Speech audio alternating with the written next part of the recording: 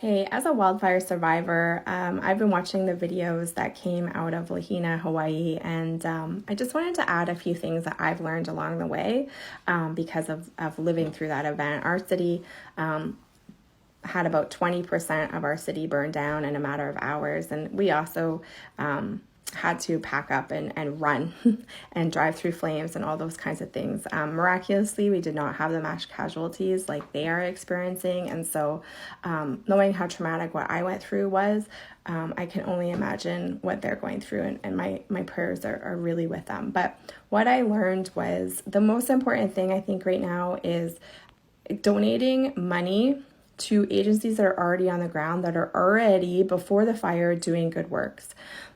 People that maybe have less red tape than some of the big organizations that we see. Not saying that Red Cross is not good and that they don't do good work, but what we kind of experienced was they collected massive amounts of money for our community, and accessing that money was rather difficult. So it was slow, there was lots of red tape, they weren't already mobilized in the city. And so a lot of people maybe felt like they didn't get help. I know I was one of those people where we ended up living in a camper with our kids for months and months, and we were unable to access any help from Red Cross because of the way that their methodology for giving out help was created. So if you can find a local agency that's already just giving stuff to people and helping people when and where and how they see fit, I personally think that's a better way to go.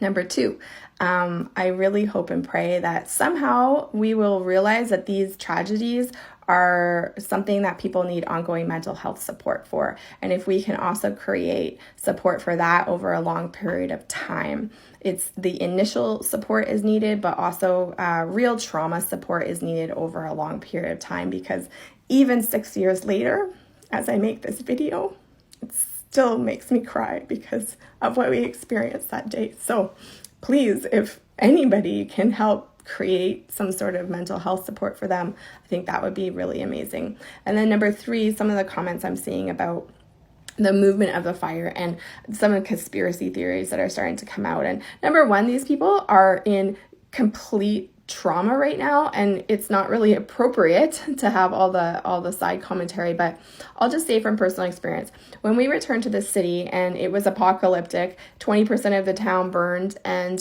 you would see an entire subdivision burn down, and then there'd be just like one little house or one little tree just standing in the middle of all the devastation. And it was real. That's really how fire moves. We think it's like linear and it just wipes out stuff. And while it does, it also doesn't. So for example, we lost one of our homes and in our family, and the cabin completely burned down. But right next to it, there was a plastic Quonset, and it wasn't even melted. So it seems bizarre. It seems unbelievable, but this was a real fire. It was a real forest fire, and that is how fire moves. So please just let these people grieve. Please give support, send money. That's what the agencies need right now, is money. And please keep them in your prayers, because this is a horrible event. And I pray that we find solutions so that no one ever has to experience this again.